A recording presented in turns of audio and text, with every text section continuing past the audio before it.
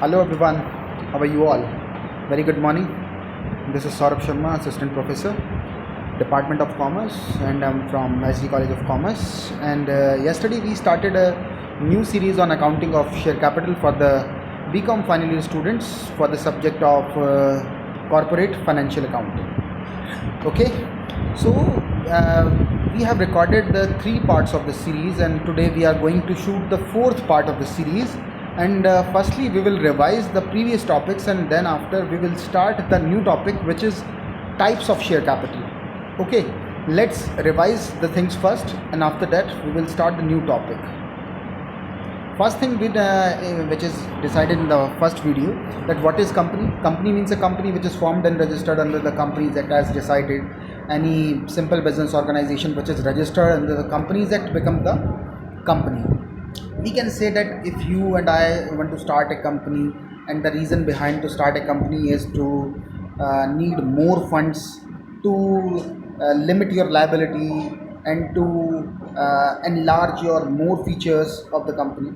And then after we studied the kinds of company, there are various types of company. First thing is the company limited by guarantee, company limited by shares, unlimited company, private company, public company, government company, foreign company, and charitable objects, and OPC, holding in subsidiary company, and statutory company. Let's revise it one by one. Firstly, company limited by shares and company limited by guarantee.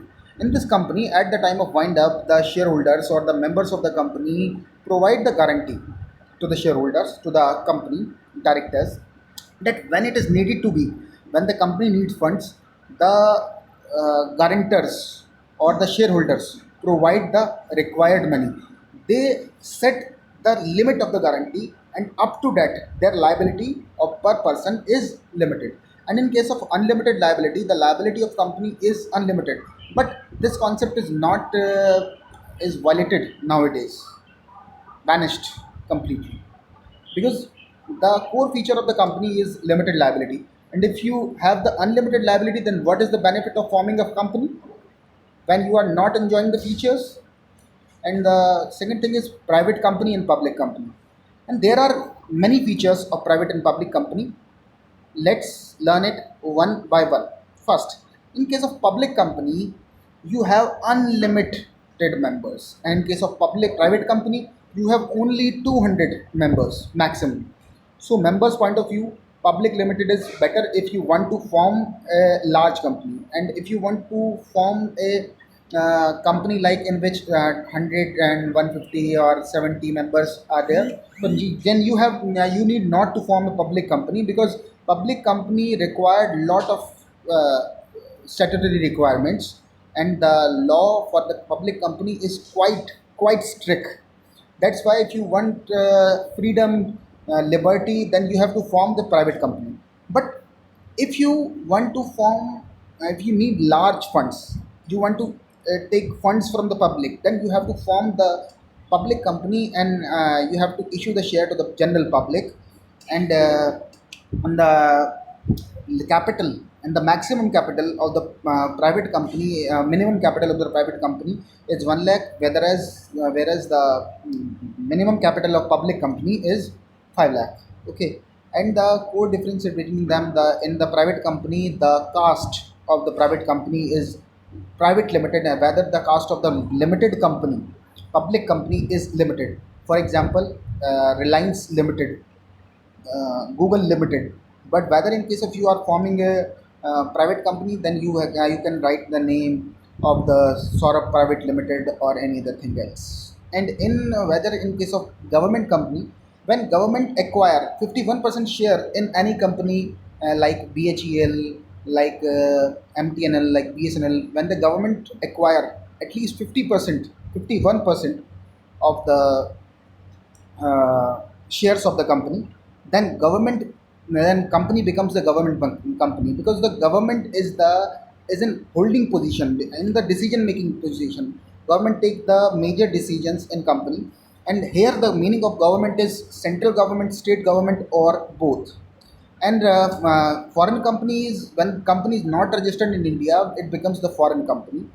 And company with charitable objects, when company is not formed for the profit motive, then it is called charitable object or the NPOs, and in other case we will call it Section 8 company also.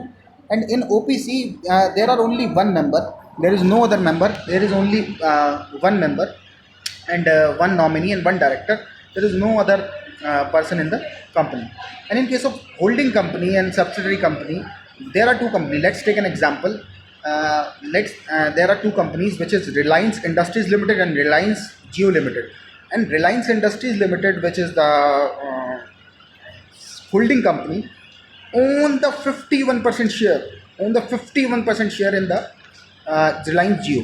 Then Reliance Limited becomes the holding company and the Reliance Jio becomes the subsidiary company. It means the Reliance Limited is in the holding position, can make decisions as per their own consent. And in case of statutory company, any company which is formed after passing the act in the parliament, like Reserve Bank of India, State Bank of India, any university, that is called the statutory company, that is formed under the act by passing the act in the parliament. Okay, let's read the another thing. What is share capital? When you have the total capital of 10 lakh and you can divide the total capital into same parts, then part cost of each part is called the share. And after that, shareholder are the owners of the company and can make decisions, and shareholder get dividend against their share capital invested in the company. And there are two types of share capital: equity share capital and preference share capital. In equity share capital, uh, I told you about the equity share capital. There is no need to repeat it again. I have to teach you the preference share capital. Preference shares have two preferential rights against the equity share. When the company distribute profit, equity shareholder, preference shareholder will get the profit first, and after that, when the company is going into winding up position, let's take an example. If uh, like Yes Bank, Yes Bank is in the position of winding up, then there are huge losses. In that case, if the company is winding up, then preference shareholder will get their money back first before the equity share capital. It means preference shareholder has less risk compared to the equity shareholders. Okay.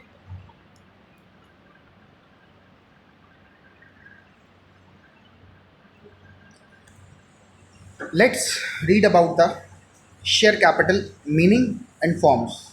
There are many type of share capital, like authorized capital, issued capital, subscribed capital, called up capital, and paid up capital, and unpaid up capital and reserve capital. First, we will talk about the authorized capital. What is authorized capital? Authorized capital is a capital which can be maximum issued to the public. It's not actually a capital, it is just a limit set by the registrar of company, which is also written in the memorandum of association also, because we cannot issue the share more than the authorized share capital. And in the another case, issued capital, what we can maximum issue to the capital is authorized capital. Whether out of authorized capital, what we issue to the general public is called issued capital. Okay, let's take an example. We can issue 10 lakh rupees, 10 lakh shares to the public, and if we issue the only 5 lakh rupees to the public, then 5 lakh is a issued capital and 10 lakh is the authorized capital. Okay. uh, let's take an example to understand the subscribed capital. Like a shopkeeper have 5 lakh rupees of goods in the shop, it doesn't mean that whole stock is sold. The issued capital is that is issued to the public, but public can subscribe the all of share or cannot subscribe the all of share. If the company issue all shares, the issued share capital becomes the subscribed capital. If only a part of issued capital is subscribed by the uh, public, then we call it issued capital as a subscribed capital.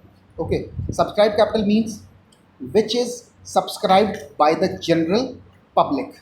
Okay, and in case of called up capital, when let's take an example, if the public take 10,000 shares, which is 10 rupee, it means the total subscribed capital is 1 lakh. But company need not require the 10 rupees at all at one time. Then in case company required only 7 rupees out of 10, then you have to call only 7 rupees. Then called up capital is 10 rupees. While we have a total capital of total price of the share capital is 10 rupee, but we required only 7 rupees. In that case, we asked that please pay 7 rupees, and 7 rupee is called the called up capital. Okay, and which is not asked to pay by the company is called uncalled capital. The full price of the share is 10 rupee, but required by the company is 7, and the balance part is 3.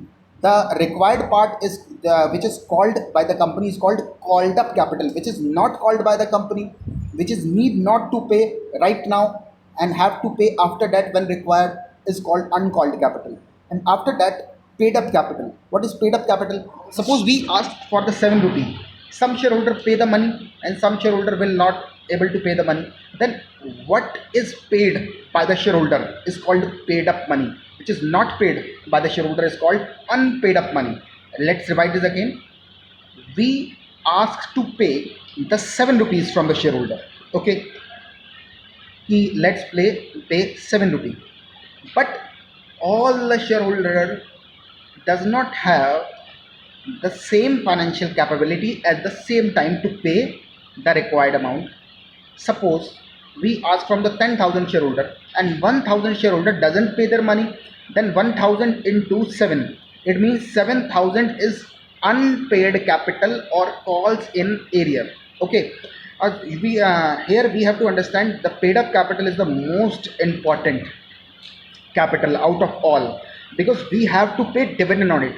You have to understand the paid up capital very much, because this is the core capital. Because there are many capital, but what is get by the company in hand is the real capital.